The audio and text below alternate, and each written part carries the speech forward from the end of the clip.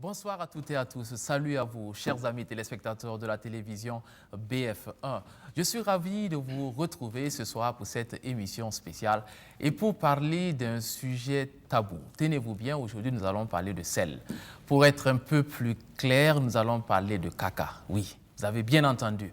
Sachez qu'il y a 5000 tonnes de caca produites tous les jours au Burkina Faso.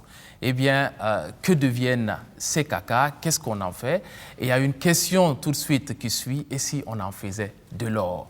Voici ce dont nous allons parler aujourd'hui avec des invités de taille qui sont avec moi sur le plateau.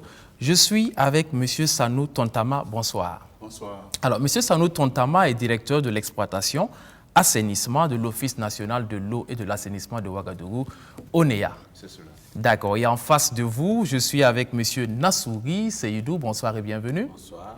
Alors vous, M. Nassouri, vous êtes directeur de la salubrité publique et de l'hygiène à la commune de Ouagadougou. C'est bien ça. Bienvenue. Merci. À vous. Et j'ai juste à côté de moi, à ma droite, à M. Paré Christian Arnaud. Alors vous êtes secrétaire général de l'association des vidangeurs du Faso Avif. C'est bien cela? Oui. D'accord. Bienvenue à vous également. Et pour boucler le plateau, je suis avec M. Nonguerma André, directeur général de l'assainissement. Bonsoir et bienvenue à vous. Bonsoir, monsieur. Alors, nous allons parler, je l'ai dit tantôt, donc, de caca. Il faut employer le terme qu'il faut. Et on va commencer par dresser un état des lieux. Comment ça se passe aujourd'hui, la gestion de caca? Et pour cela, je vais commencer avec M. Nonguerma. Dites-nous, comment est-ce que ça se passe à Ouagadougou? Merci. Je crois que ce qui se passe à Ouagadougou par rapport à la quantité produite, nous avons jusqu'à présent deux modes de gestion. Malheureusement, il y a encore la partie qui est déversée dans la nature parce que nous n'avons pas d'infrastructure d'accueil suffisante et donc environ la moitié qui est traitée par les stations de l'ONEA, stations de traitement de valorisation. Voilà la situation aujourd'hui. La situation actuellement, donc, vous avez interpellé l'ONEA et on va faire comme vous. On va donc passer la parole à M. Sanou. Dites-nous donc, comment est-ce que vous traitez tout ceci? Pour en fait rejoindre ce que M. Nonguerma vient de dire, nous avons sur la ville de Ouagadougou des infrastructures pour traiter les boues de vidange, ce que nous appelons les stations de traitement des boues de vidange. Et donc, c'est des infrastructures qui ont été réalisées et qui permettent de recevoir en tout cas une bonne partie des boues issues de la vidange qui sont déposées sur ces sites-là, ou par le phénomène en tout cas de traitement où nous arrivons à récupérer en fait la fraction liquide qui est assez importante. Et une partie est évaporée et l'autre partie est percolée par le système que nous avions mis en place. Et ensuite, on laisse le soleil faire son effet par le séchage de ces boues-là. Et après, on a de la matière assez compacte que nous retirons de ces lits et qui est destinée en tout cas à la valorisation. À la valorisation. On va parler de la valorisation tout à l'heure, mais vous parliez donc de ces centres de traitement. Monsieur Nassouri, on a suivi il y a quelques semaines de cela une sortie donc du maire de la commune de Ouagadougou. Il laissait entendre en tout cas que les stations de traitement étaient quelque peu dépassées. Qu'est-ce qu'on peut dire sur la question? Bien sûr, merci pour la question. Le maire de la commune de Ouagadougou a eu une attention très particulière quand il a commencé à avoir un remue-ménage quant à la non-capacité de ces différentes stations à prendre le traitement des quantités de boue qui arrivent. Et donc, il a mené une sortie diagnostique pour comprendre bien la question. Il se trouve qu'effectivement, comme les prédécesseurs l'ont dit, ces stations sont largement en deçà des capacités de traitement des boues de vidange qui rentrent, même pas la moitié. Et là, le problème est posé et criard et qu'il faille trouver une solution. C'est pour ça que le maire de la commune de Ouagadougou s'est impliqué personnellement pour qu'une solution puisse être trouvée. D'accord. On va parler des solutions. Alors, M. Paré, vous, au sein de votre association, donc, vous êtes des vidangeurs professionnels avec des entreprises constituées, donc bien organisées. Comment est-ce que ça se passe? Quel est le processus mis en place à votre niveau pour traiter ces bouts de vidange, comme on les appelle? D'abord, il faut noter, Aviv, c'est une association Oui. qui est composée de 90 entreprises avec un total de 150 camions vidangères. Et nous arrivons à collecter au niveau des ménages 230 rotations par jour. 230 rotations par jour. Wow. Et on collecte et on doit transporter ce bout de manière sécurisée jusqu'aux stations de traitement de bout de vidange qui sont à Ouagadougou ici. Donc nous avons 3 stations. La station de Zaktoli qui reçoit en moyenne 16 camions par jour, 16 camions, avec une capacité de 125 mètres cubes par jour. Il y a la station de Surgoubila aussi, qui a une capacité de 134 mètres cubes par jour et qui reçoit aussi 16 camions par jour. Au niveau de Kosodo, nous avons les nids de séchage dont la capacité c'est 125 mètres cubes et la station de biogaz qui est 400 mètres cubes par jour. Donc la station de Kosodo peut recevoir 40 camions par jour. Et le total, c'est 70 camions que l'ONEA peut recevoir en temps de fonctionnement normal, alors que nous, on a en moyenne 240 rotations. Donc la capacité de l'ONEA, je peux dire que c'est un peu dépassé. C'est ça. Et ça met les vidangères dans les difficultés. Donc ça arrive souvent que les stations sont saturées et l'ONEA aussi est obligé d'arrêter les travaux pour pouvoir trouver des solutions à court terme et pour pouvoir reprendre. C'est ça. Et les vidangeurs, parfois, déversent ces bouts de vidange, ces caca, pour ainsi dire, dans des lieux qui ne sont pas indiqués parfois. Tout à fait. Puisque avant, les vidangères dépotaient dans la nature. N'importe quelle vidangère, il vidange au niveau des ménages et il déverse ça dans la nature comme il veut. Ce qui n'est pas normal. Ce qui n'est pas normal. Mais à un certain niveau, nous-mêmes, en tant que vidangères, on a vu ça, ce n'est pas du tout intéressant. On a identifié des sites autorisés, des sites qui peuvent quand même recevoir ces bouts, même si ça ne va pas traiter, les vidangères peuvent exploiter ça lorsque ces stations-là sont en difficulté. C'est-à-dire si les stations sont fermées, au lieu que chaque vidangère se dirige dans la nature, on a identifié des sites sauvages au niveau de la ville de Ouagadougou avec nos partenaires techniques, ça a été déjà l'ONEA, la mairie. On a eu à faire des visites des terrains de ces sites sauvages pour que ces sites-là puissent prendre un relais pour le moment, puisque l'ONEA quand même ne peut pas recevoir tous ces bouts. Il faut que l'ONEA arrive à augmenter la capacité de ces stations qui existent déjà et essayer le plus vite possible de construire de nouvelles stations. Donc on s'est dit, avec 3 stations, c'est carrément insuffisant pour la ville de Ouagadougou. Oui. On l'a bien compris. Alors, je vais juste souligner aux téléspectateurs que vous avez la possibilité de nous appeler dans quelques minutes pour aussi poser une ou deux questions. Participer à l'émission, vous notez le numéro déjà, c'est le 25 37 62 90. Ce sera donc tout à l'heure. Mais avant, je reviens à vous, Monsieur Nonguerma. Alors, est-ce que cette organisation qui a été donc dépeinte là est pareille dans les autres villes également du Burkina? Alors, je voudrais dire que la situation qui est dépeinte est valable pour les villes de Ouaga et Bobo qui ont des stations. Les autres villes n'en ont pas du tout. Donc, dans les autres villes, le déversement, c'est à 100% dans la nature. Dans la nature, oui. Et là, c'est dangereux? Bon, alors c'est très dangereux parce que comme c'est des matières nocives, c'est dangereux. Bon, il faudra peut-être qu'on s'accorde pour dire que c'est quand même une politique nouvelle qui a été mise en place. Sinon, comme l'a dit M. Paré, autrefois, on n'en faisait pas cas.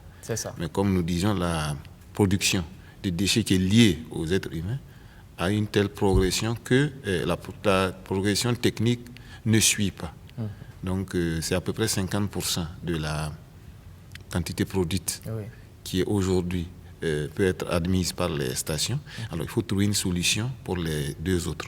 Bon, inutile de vous le dire, ce sont des infrastructures qui sont réalisées par l'État. L'ONEA n'étant qu'une structure de l'État. Alors vous savez, c'est du génie civil, il faut réaliser des infrastructures, ce n'est pas du miracle. Ça nécessite des études, des travaux et des financements. Donc ce n'est pas une incapacité de l'ONEA de le faire. Nous ne sommes pas dans une situation d'avoir suivi la progression. Mais le processus est en cours, nous reviendrons. Sinon, cette situation, en principe, nous souhaitons tendre vers 0 déversement à l'air libre. D'accord. Alors, je vais me tourner vers vous, Monsieur Sanou, parce que vous êtes interpellé. Vous n'arrivez pas à traiter toutes ces bouts de vidange-là. Alors, dites-nous, quel est le problème véritablement? Le problème, disons qu'il faut dire que cette question, la problématique de la gestion des bouts de vidange, je dirais que c'est une question, une préoccupation assez récente. Voilà, si on repart à 2 décennies en arrière, personne n'en faisait cas. Oui, oui. Et voilà, on était focalisé sur l'accès. C'est-à-dire, voilà, les gens n'ont pas de toilettes. Comment faire pour qu'ils aient des toilettes? On ne se posait pas la question de savoir qu'est-ce qu'on fera du contenu de ces toilettes une fois que les fosses seront pleines. C'est ça. Voilà, donc c'est des problématiques assez récentes et auxquelles nous avions commencé à réfléchir. Et c'est ce qui peut expliquer un peu cette dichotomie-là qu'il y a entre les capacités de traitement et la production. Et pour ne pas trahir un secret, quand on a commencé les études sur les premières stations que nous avons réalisées, et nous avions à l'époque une trentaine de sociétés de vidange que nous avons identifiées sur la ville de Ouaga. Oui, oui. Et au jour d'aujourd'hui, nous sommes à près de 200 sociétés de vidange. Oui. Et quand je dis société, vous voyez un peu la croissance, comment c'est monté crescendo. Voilà, et ça va également avec l'accroissement de la population. Oui. Donc les volumes produits ont quadruplé, je dirais. Bon, et les investissements qui devaient être réalisés pour prendre en charge le surplus de production, peut-être n'ont pas été réalisés au moment où il fallait. Pour d'autres raisons, on en reviendra. Bon, c'est ce qui explique un peu le gap.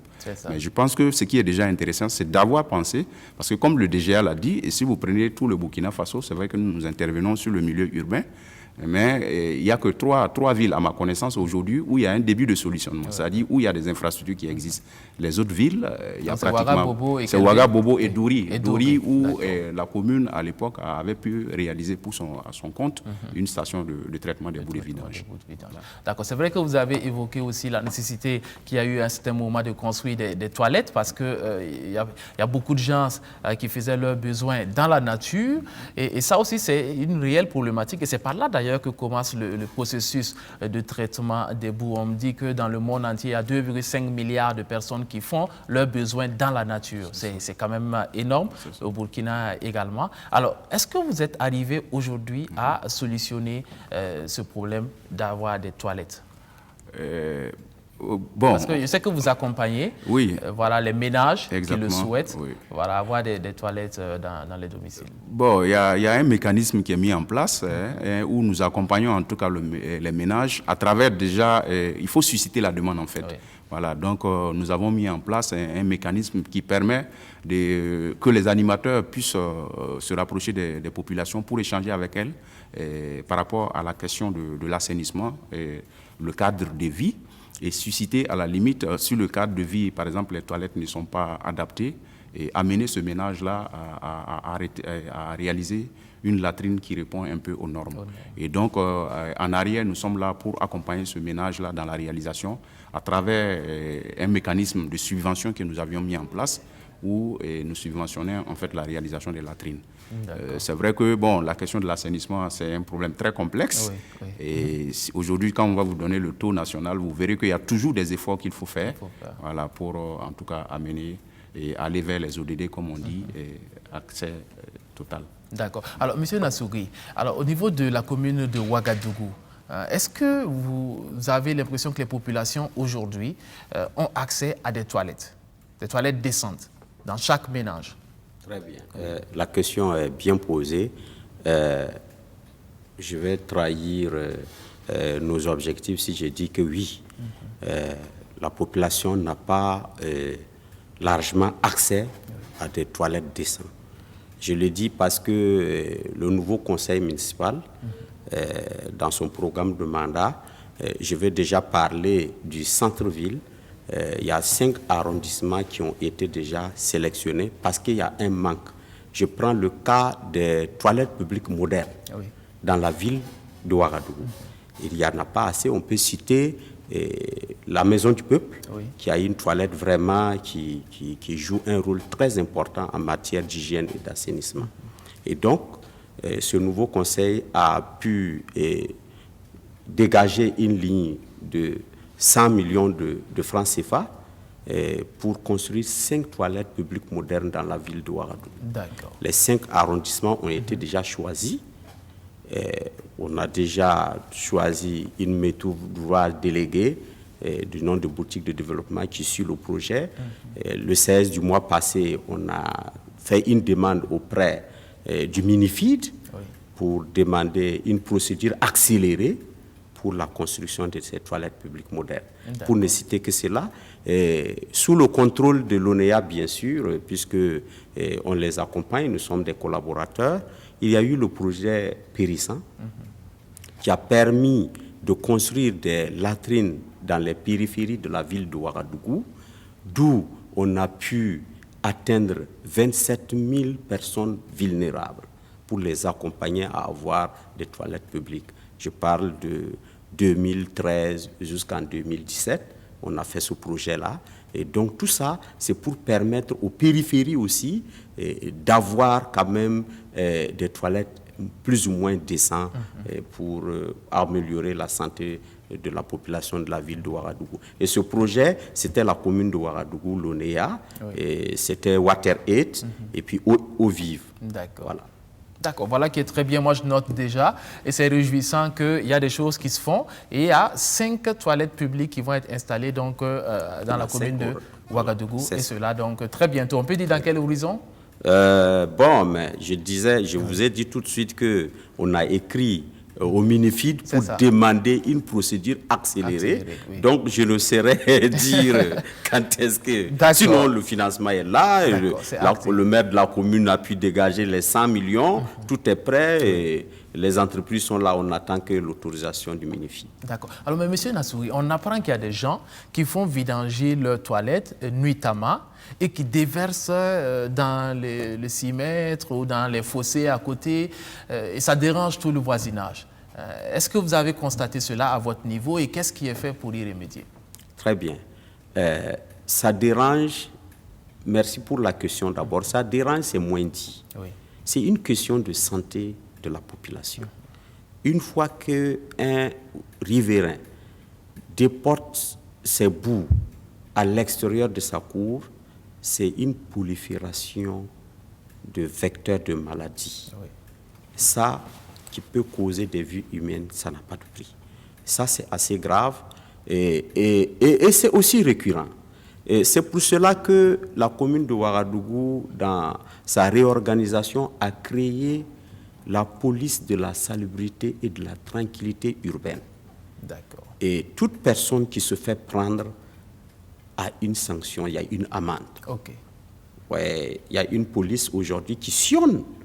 Et vous pouvez l'appeler. Il y a même un numéro vert qui a été créé pour cela. On n'a pas besoin soi-même, en tant que voisin, d'aller vers l'autre. Mais c'est vrai, on peut parler parce qu'aujourd'hui, pour ma santé et pour mon hygiène, ma propriété, si mon voisin se comporte et puis ça va exposer et ses enfants et mes enfants, dans l'insécurité. Il faut l'interpeller. Voilà, il faut l'interpeller. Vous pouvez donner le numéro vert. 80 00 11 03. Voilà, 80 00 11 03, c'est le numéro vert. Ça veut dire que c'est gratuit. Donc, si vous voyez quelqu'un en train de vidanger ses fosses, déverser du caca dans le carré ou dans les fossés à côté, vous appelez ce numéro-là et tout de suite, donc, il y aura une intervention de la police spéciale donc, qui a été mise en place pour cela.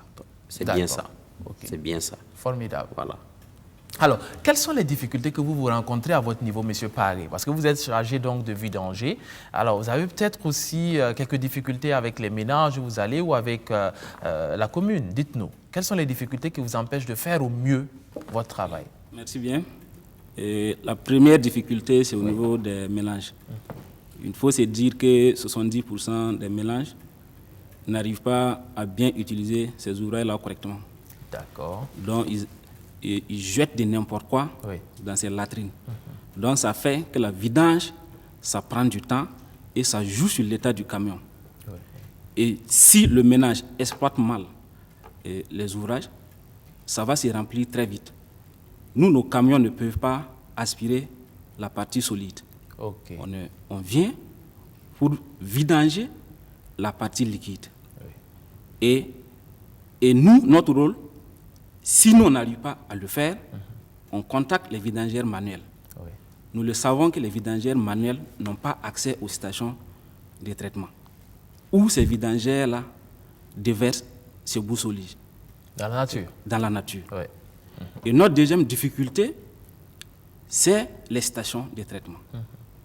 Tu peux quitter ici, aller à Zaktouli, tu vas le trouver que la station est fermée. Tu es obligé de repartir à Kosodo avec tes boues. Donc ça, c'est notre deuxième difficulté. Oui. Donc, D'accord. Donc ça, c'est les deux difficultés que les vidangeurs souffrent. Donc d'abord, interpeller les populations. On ne jette pas tout dans les toilettes. Dans les toilettes. Oui. Qu'est-ce que vous avez déjà trouvé d'assez cocasse, excentrique dans les toilettes? Dans là, quand même, je pense que ce soit les bidons de Olafi, que ce soit les armes blanches, et les habits, les couteaux, les habits, matelas. Des matelas? Oui, des ballons de téléphone. On retrouve tout ça dans les fosses. Dans les fosses. Donc, on n'arrive même pas à faire souvent la part des choses entre les bacs à ordures et puis les latrines. Donc, ces ouvrages de collecte-là doivent être bien entretenus. D'accord. Si la latrine n'est pas bien entretenue, l'état de la latrine, là, ça va très jouer sur la durée. Donc, et la plupart des ménages à Ouagadougou, ils appellent le vidangeur lorsque la fosse est complètement pleine. Alors que ça ne devrait pas être le cas. À un certain niveau, si ça arrive à moins de 0,50, le ménage doit appeler le vidangeur pour qu'il puisse vidanger. Mais à Ouaga, ce n'est pas le cas. C'est lorsqu'ils n'arrivent même pas à rentrer dans la latrine qu'ils appellent le vidangeur de venir vidanger. Donc, ce n'est pas normal. C'est pas du tout normal. Il ne faut pas laisser remplir à ras-le-bord carrément avant d'appeler. Ça fait même des maladies, il faut le dire. Alors, Monsieur Nonguerma, dites-nous, qu'est-ce qui est le mieux pour les populations? Est-ce que c'est WC dit WC turc traditionnel ou est-ce les WC modernes? Qu'est-ce qui est le mieux que vous conseillez? Alors, si vous l'avez dit même, tout de suite, on dirait c'est le mieux, c'est le moderne. Mais les WC modernes nécessite déjà des conditions spécifiques. C'est déjà avoir de l'eau courante. Alors, parce que là, c'est branché au réseau d'eau. Alors, c'est plus à l'aise et vous avez plus de facilité, c'est plus hygiénique. Ça, il n'y a rien à dire. Vous avez des carrelages, on nettoie, c'est bien propre. Donc, l'idéal, ce serait ça. Mais en termes d'habitation, nous ne sommes pas encore à ce stade. Alors, donc, nous conseillons aujourd'hui un certain nombre d'ouvrages. Nous avons ce qu'on appelle des modèles technologiques que nous avons conçus qui s'adaptent à peu près à tous les milieux. Mais comme on l'a dit, c'est d'abord une question de moyens de pouvoir réaliser l'infrastructure. Mais comme M. Paré l'a dit, c'est des infrastructures qui ont un mode de fonctionnement. Alors il faut respecter le mode de fonctionnement, il faut l'entretenir, il faut surtout réhabiliter. Mais surtout ce qui est très important, c'est l'utilisation, l'entretien pour sécuriser. Alors là, nous avons quand même un gros travail à faire pour expliquer aux gens, parce que vous avez pu le remarquer, autant à Ouaga, la rue est la poubelle, dans la cour, malheureusement, la toilette est la poubelle, comme l'a dit M. Paré. Alors on jette tout dedans. Et comme il l'a dit, les camions, c'est des systèmes de pompes. C'est des pompes, c'est des trucs mécaniques qui aspirent des produits. Effectivement, les aubes des pompes, si vous avez des gros objets métalliques, ça les bloque. Alors, il faut que ce soit du fluide. Et malheureusement, tout le monde ne l'a pas encore compris. Il y a justement ce travail-là qu'il faudra faire, pour faire comprendre aux gens que ce n'est pas tout qu'on doit jeter dedans, parce qu'après, ça crée des problèmes justement de vidange. D'accord. Alors, on aura répondu à la première question de cette émission. Où vont nos cacas? On sait où ça va. Donc, il y a des centres prévus pour cela, même s'il y a certains qui continuent donc de les jeter un peu partout. Mais maintenant... Et si on en faisait de l'or? De plus en plus, on dit qu'on peut utiliser cela à bon escient et que ça peut être très utile. Alors, Monsieur Sanou, alors, qu'est-ce qu'on peut faire de nos cacas? Moi, je dis nos cacas, c'est des ressources. Voilà, c'est des ressources. On peut faire beaucoup de choses. On peut les valoriser. D'accord. Quand on dit valorisation, de prime abord, tout de suite, on voit un peu l'aspect fertilisant agricole. Voilà, donc on peut les transformer pour produire de l'engrais et aller fertiliser en fait les exploitations agricoles. Ça, c'est une première possibilité de valorisation. Et une seconde possibilité, nous on a une expérience, peut-être qu'on aura l'occasion de revenir là-dessus tout de suite, on a le biogaz. Voilà, donc à partir de ces bouts de vidange-là, nous arrivons à produire du gaz, le méthane, que nous brûlons pour produire de l'électricité. Voilà, donc ça, c'est encore une autre forme de valorisation.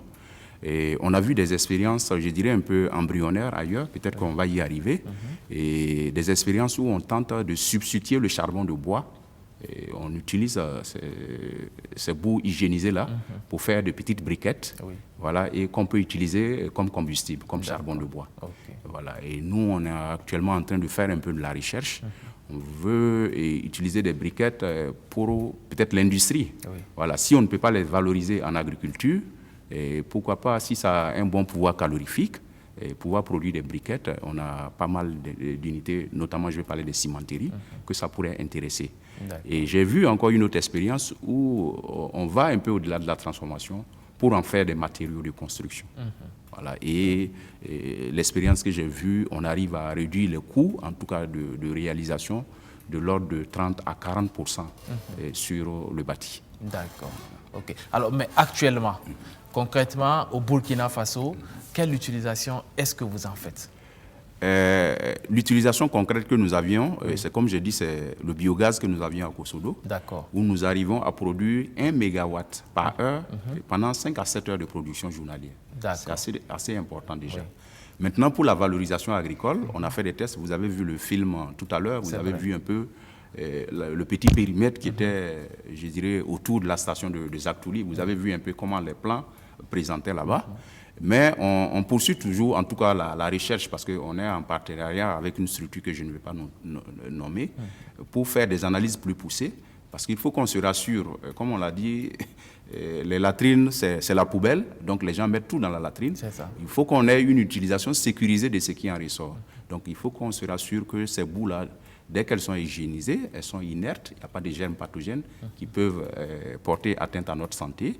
Et en ce moment-là, on ira vers l'utilisation agricole. On est en train de faire une expérience avec un institut de recherche. Alors, vous produisez du biogaz. Je reste avec vous, M. Sanou, on veut en savoir un peu plus. Alors, ce biogaz, à qui est-ce que vous le fournissez? Quel usage vous en faites? Dites-nous-en un peu plus. Le biogaz que nous produisons, il y a deux utilisations. Voilà. Et une partie de ce biogaz-là permet de produire notre propre électricité sur les sites parce qu'on a des équipements qui demandent de l'électricité pour fonctionner. Donc, nos installations sur place fonctionnent avec l'électricité que nous produisons sur place. Voilà. Et l'autre partie, qui est la partie assez importante, où j'ai parlé de 1 MW, donc disons entre 5 à 7 MW de production journalière, c'est destiné en tout cas à être injecté dans le réseau Sonabel. D'accord. Voilà. Et actuellement, nous sommes en discussion pour finaliser un peu les conventions qui régissent cela. Et bientôt, je crois, on pourra arriver à injecter cette énergie-là dans le réseau Sonabel. Donc, c'est rentable. C'est rentable de gérer les boues de vidange. Si on peut prendre cela et produire de l'électricité qu'on va revendre à la Sonabel, c'est que c'est rentable. Oui, c'est ce que nous voulons prouver avec ce projet de biogaz. Parce qu'effectivement, il faut quand même nuancer un peu. C'est vrai que j'ai dit que nous utilisons les boues, mais ce n'est pas les boues uniquement notre matière première. Voilà, parce que j'ai dit tantôt que c'était le gaz qu'on produisait. Or, les boues restent un peu longtemps dans les fosses, dans les latrines. Et donc, il y a déjà un début de digestion dans ces latrines-là, où une bonne partie, en tout cas du gaz que nous voulons récupérer, est perdue du fait de la digestion. Donc les boues qui arrivent ont déjà perdu une bonne partie de ce méthane et on est obligé d'ajouter des adjuvants que nous appelons les co-substrats. Et ces co-substrats-là, c'est des déchets verts, voilà, des déchets biodégradables. Et je pense qu'au début, quand on montait le projet, on en trouvait un peu partout, mais vous voyez, quand quelque chose prend de la valeur, ça a un coût. C'est juste. Voilà, donc ces co-substrats ont un coût. Et nous, ce que nous voulons arriver à montrer, c'est de pouvoir exploiter, de sortir un compte d'exploitation qui montrera, par exemple, aux uns et aux autres, voici, par exemple, ce qu'on peut obtenir en réalisant une unité de production du biogaz. Voici ce que ça coûte en termes d'exploitation et voici ce que ça coûte en termes de recettes. Faire la balance, et je pense que c'est comme ça qu'on pourra intéresser notamment des acteurs du secteur privé à pouvoir investir dans l'assainissement. D'accord, je reste toujours avec vous pour satisfaire ma curiosité, peut-être aussi celle des téléspectateurs. Alors, on a entendu que ce système de biogaz, on peut les installer à la maison, les ménages peuvent l'installer sur place chez eux. Est-ce que vous confirmez? Oui, je pense qu'il y a un projet même, là on parle de biodigesteurs. Voilà, un projet biodigesteur qui est déroulé, je crois, par le ministère de l'élevage, en charge de l'élevage. Voilà, mais c'est un peu dans la périphérie, voilà, surtout en milieu rural, où on utilise, parce que comme je dis, ça a besoin de beaucoup de matière. C'est pas évident que la production d'un individu en termes de fesses puisse permettre de produire une quantité assez importante de gaz. Mais quand vous regardez ce qui est développé un peu au niveau des biodigesteurs, je pense qu'il y a la bouse de vache, un peu, il y a tous ces ingrédients qu'on peut avoir parce que les gens sont agriculteurs et en même temps éleveurs, donc ils arrivent à produire. Voilà. Nous-mêmes, on avait voulu tenter un peu l'expérience.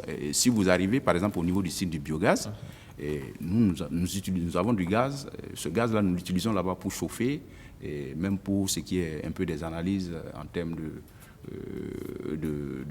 d'analyse à faire où on a besoin de chauffer. Et c'est le gaz produit sur place que nous utilisons pour faire tout cela. D'accord. Donc ceux qui nous suivent, qui sont de grandes familles, de familles assez nombreuses ou qui font de l'élevage, que les animaux en plus, donc ils pourraient essayer donc cette méthode de biodigesteur pour avoir ce gaz-là en remplacement du gaz butane que l'on utilise habituellement. Alors, monsieur Nassouri, dites-nous, on a entendu que justement ces cacas-là peuvent être utilisés comme fertilisants. Est-ce que vous n'avez pas rencontré des populations dans la commune qui tenteraient de les utiliser pour nourrir leurs plantes, nourrir leurs vergers et tout ça? Est-ce que vous rencontrez ces cas-là? Bien, il y a même plus que ça. Oui. Je dis qu'il y a même plus que ça parce qu'il y a un projet que la commune de Ouagadougou même a encadré, nommé Ecosan, qui utilise ces bouts pour les hygiéniser et puis les rendre comme des fertilisants que nous avons pu former même près de 50 pépiniéristes à l'utilisation de ces produits finis-là. D'accord. Donc, quand vous dites hygiéniser, c'est de dire donc à tout le monde qu'on ne les prend pas telles quelles et à les mettre dans le champ. Exactement. Il y a un Exactement. Voilà, il y a un traitement, c'est le traitement qu'on parle, on dit hygiéniser, c'est-à-dire qu'il faut les traiter d'abord, et c'est le projet Périssan qui, il y a Ecosan qui est au niveau de Kosodo qui fait ce travail et très bien, et que les pépiniéristes ont été formés à l'utilisation de ces produits finis-là. Donc la mairie même était fortement impliquée dedans. C'est vrai qu'il y a encore à améliorer, mais il y a déjà des gens qui sont sur ce élan-là, qui les utilisent. Notamment au niveau du Wayalguin, ils sont installés là-bas vers le canal et c'est sur ce produit-là ils font leurs activités. Leurs activités, d'accord. Voilà. Alors, M. Paré, est-ce qu'il n'y a pas des agriculteurs ou des gens qui vous demandent, vous venez déverser ça dans mon champ? Est-ce que cela arrive? Oui, là, c'est fréquent. Hein. Oui. Pendant la saison sèche, je pense que la demande est forte. Oui. Si les stations ferment et puis on se dirige vers la bourse, c'est les agriculteurs qui nous appellent. Oui. Ils viennent même nous demander, nous négocier. Pardon, il faut venir demain et dépoter au niveau de mon champ. Il y a des gens qui ont 10 hectares, on peut dépoter pendant toute une semaine, mais le gars est satisfait. Mais l'environnement n'est pas d'accord avec ça. Donc, le ministère de l'Environnement n'est pas d'accord. Aujourd'hui, tu te lèves, même si le gars est venu te chercher, tu peux dépoter dans le champ, et les fraîchers vont t'attraper, et ils vont t'interpeller. Parce que ce n'est pas normal. Ce n'est pas normal, ça doit suivre un processus de traitement. D'hygiénisation, donc, logiquement. Mais eux aussi, ils devraient nous comprendre. Si les stations fonctionnent, bon, c'est normal qu'on doit aller dépoter au niveau des stations. Mais si les stations sont fermées, et puis les agriculteurs ont besoin de ça, et on doit pouvoir le faire sans que ça nous cause de grosses difficultés. Donc c'est un plaidoyer. Oui, c'est un plaidoyer. Il faut que l'environnement nous comprenne. D'accord. Okay. Mais si on voit que c'est rentable, il y a des solutions, tout ça. Pourquoi vous, au sein de votre association, vous ne nous associez pas justement pour créer un centre de traitement? Est-ce qu'il n'y a pas cette possibilité? Bon, là, je peux dire que c'est un peu compliqué. Quand vous voyez ces stations, ces ouvrages-là, ça coûte très très cher. Mais dans les autres pays, on arrive à déléguer ces stations au privé. Donc, quand vous prenez le cas du Sénégal, c'est le privé qui gère les stations. L'État oui, on a délégué, on délègue au privé la gestion.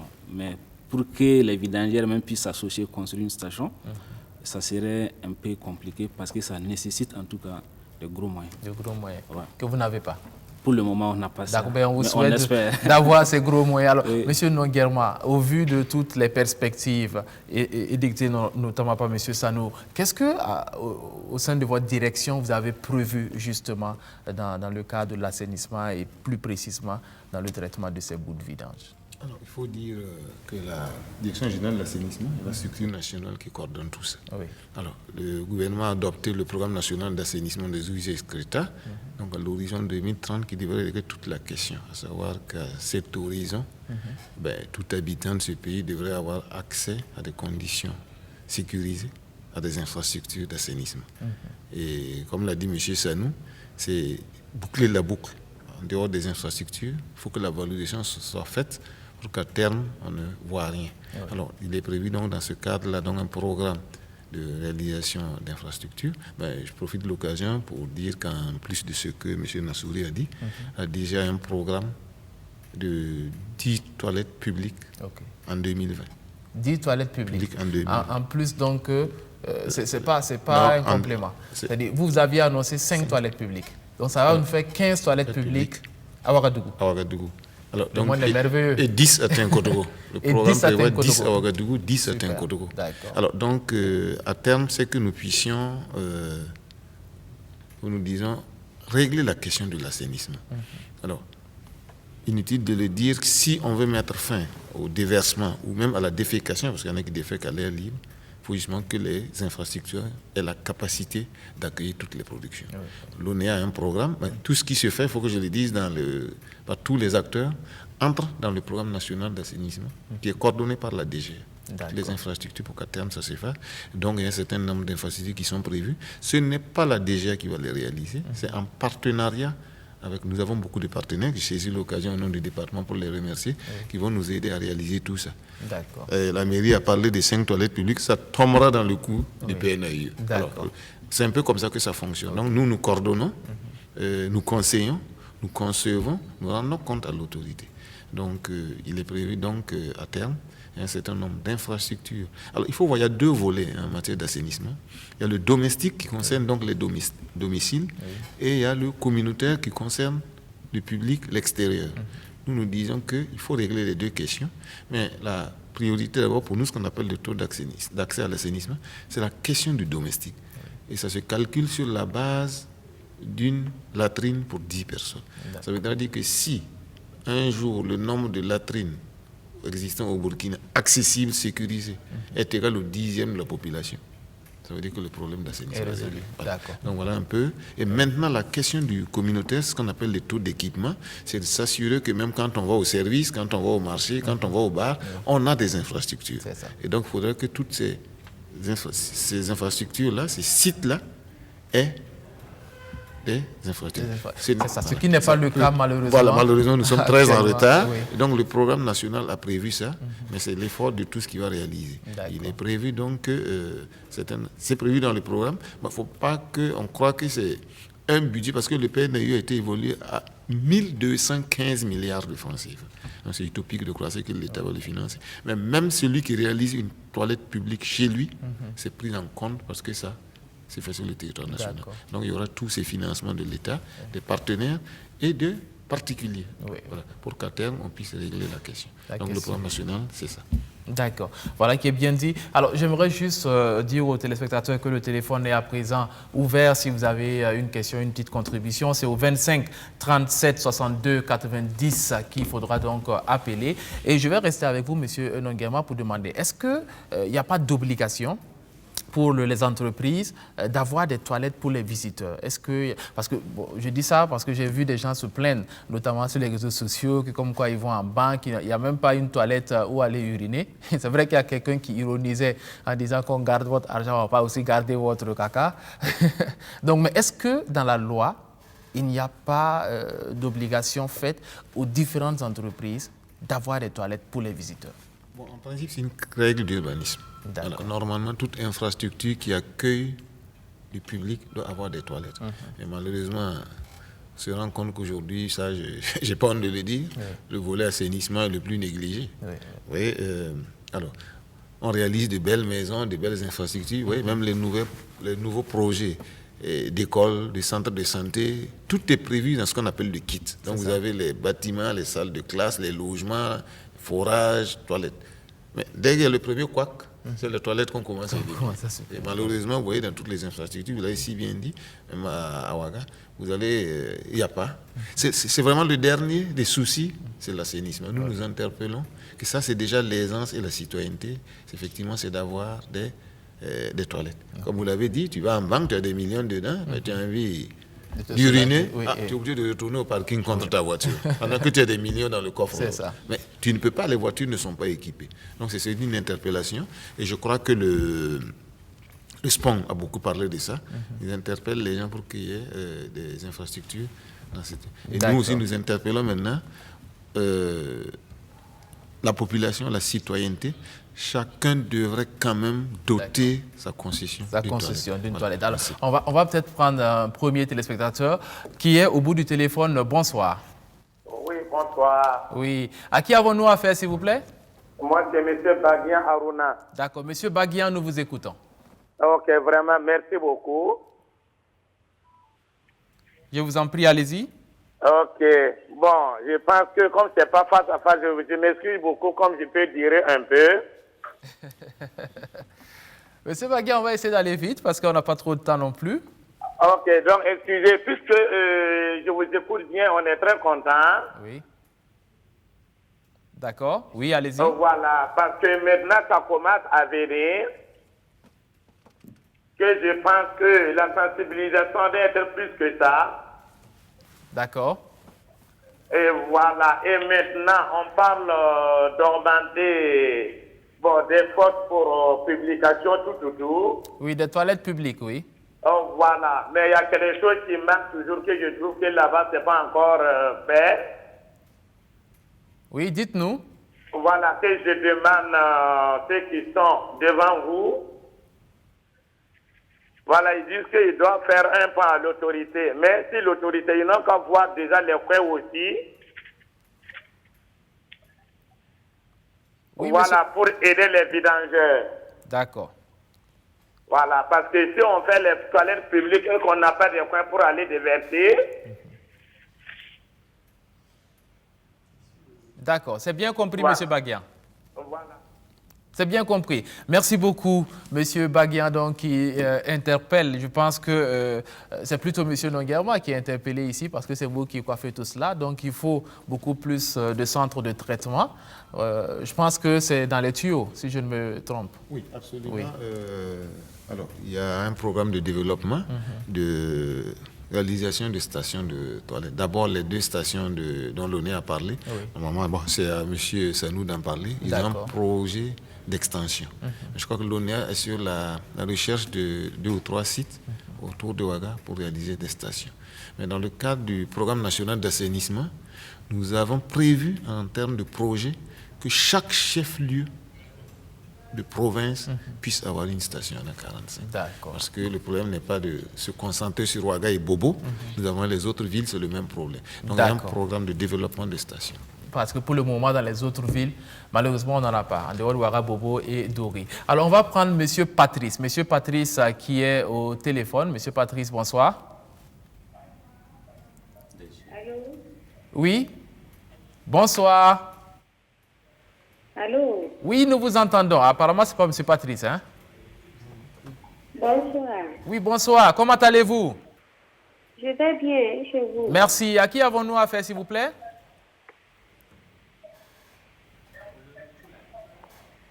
Madame Kaboré. D'accord. Madame Kaboré, éteignez votre poste téléviseur et parlez-nous. Nous vous écoutons, Madame Kaboré, allez-y.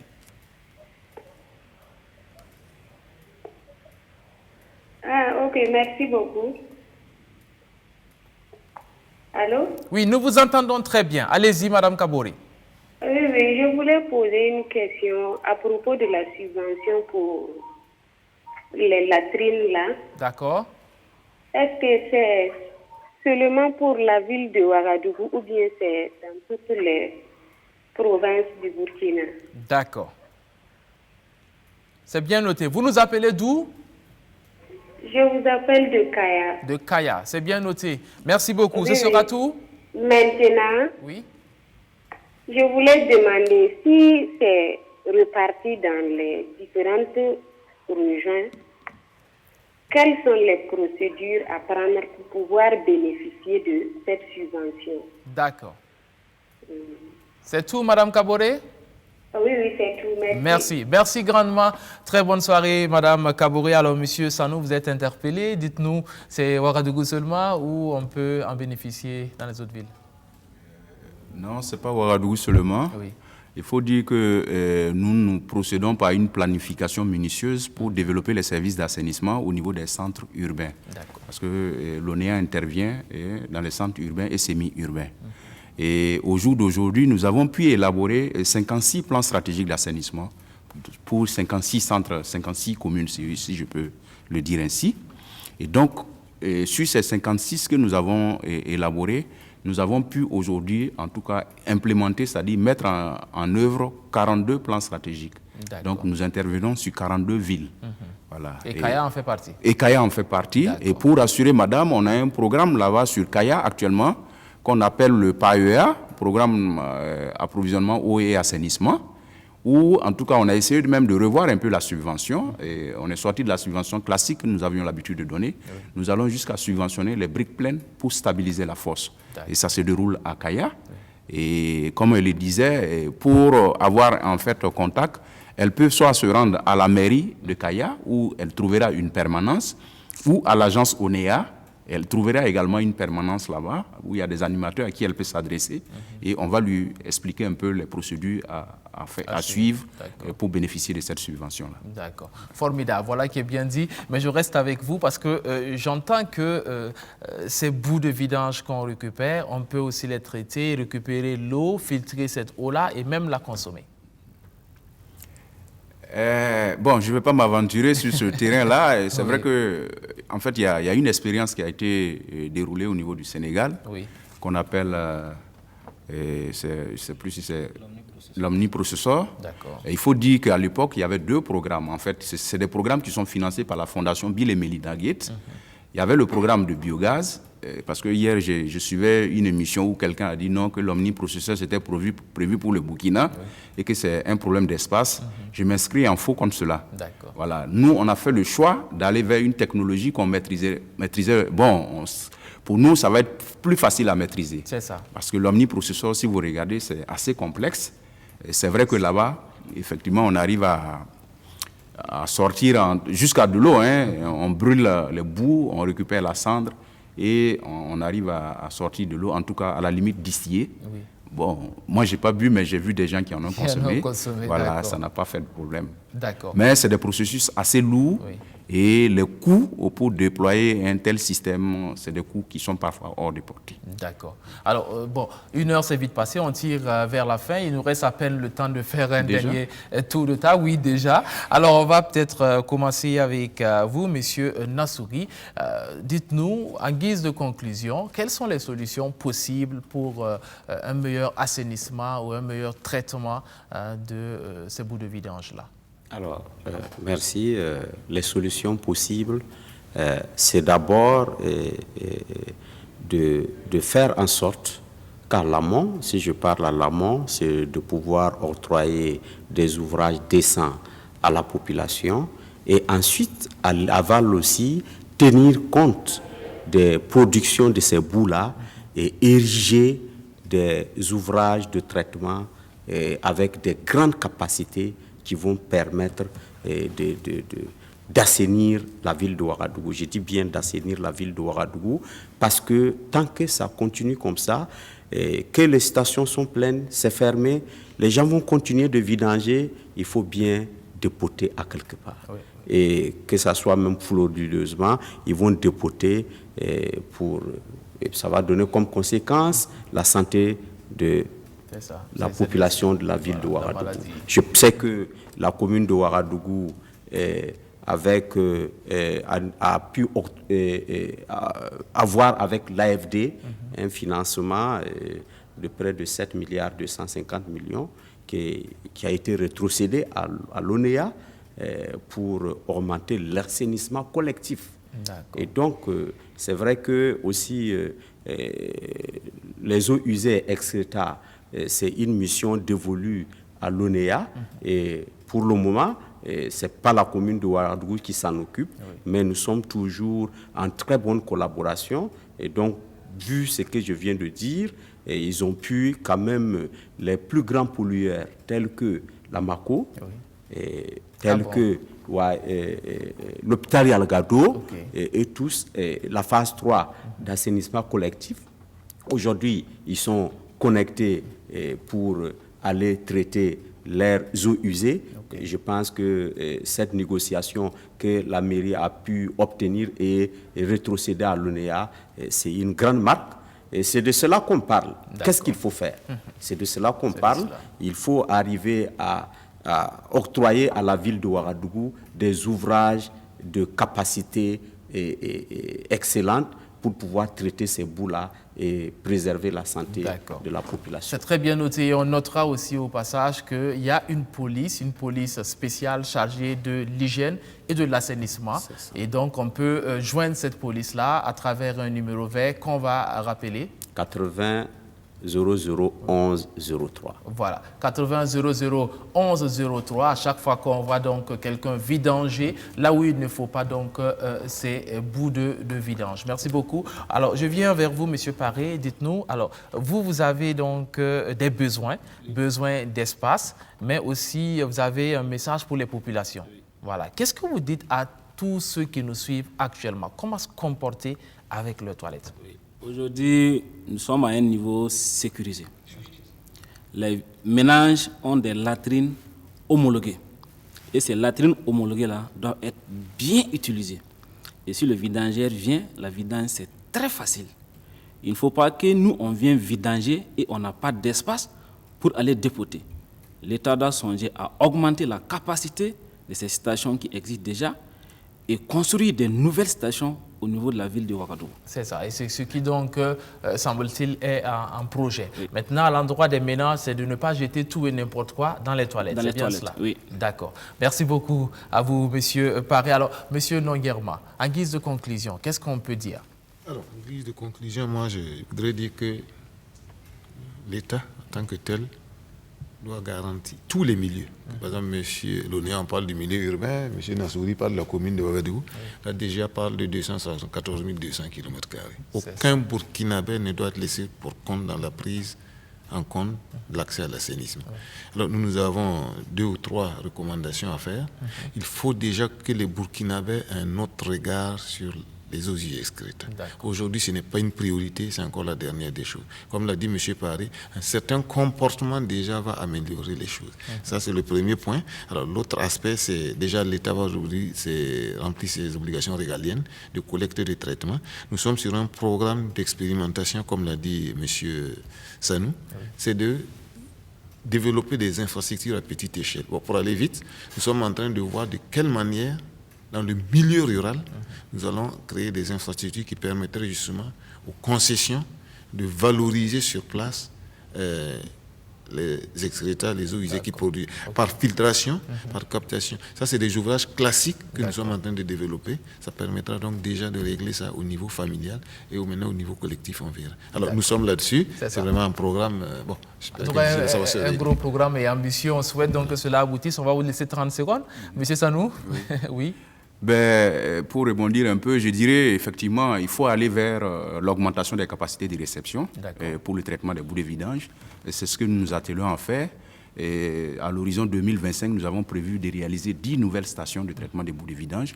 Pour ce qui est de la ville de Ouaga, nous avons déjà acquis 2 sites où nous voulons réaliser en tout cas des infrastructures qui vont avoir des capacités plus importantes que celles qui existent. Et les études sont actuellement en cours et les acteurs ici peuvent le témoigner, ils ont été approchés. Il faut poursuivre aussi l'organisation des acteurs. Parce que ce qu'on ne dit pas, ces vidangeurs, il y a quelques années en arrière, c'était difficile même de pouvoir les avoir pour échanger avec eux par rapport à la problématique de la gestion des bouts de vidange. Nous avons commencé un travail d'organisation, de structuration et nous allons poursuivre ce travail-là. Et il faut aller également vers une réglementation communale de la gestion des bouts de vidange. Et DGA ne l'a pas dit, mais il y a le document de stratégie nationale de gestion de la filière assainissement qui a été élaboré. D'abord, je fais un plaidoyer pour que ce document-là puisse être déjà adopté. Peut-être qu'il ne va plus s'appeler stratégie, mais dès qu'il est adopté, il faut aller vers l'implémentation, c'est-à-dire le déroulement. Et en cela, je vois que les communes ont un rôle très important à jouer, notamment les questions des réglementations. Et vous prenez une ville comme Ouagadougou, il n'y a aucun texte qui réglemente, notamment la gestion des boues de vidange. Nous avons commencé un travail avec la commune et je pense que, bon, on va le poursuivre. Il faut adopter la stratégie pour une synergie d'action pour que, main dans la main, tous les acteurs puissent aller vers un meilleur assainissement. Ce sera tout. Je rappelle donc que cette émission entre dans le cadre du projet Assainir l'or dur et liquide. Le projet est porté par l'agence NIEL, soutenu par la fondation Bill and Melinda Gates. C'est tout donc pour cette émission. Je pense qu'on en sait un peu plus sur où vont nos cacas et ce qu'on en fait. Merci à toutes et à tous de nous avoir suivis. Bien, bonsoir.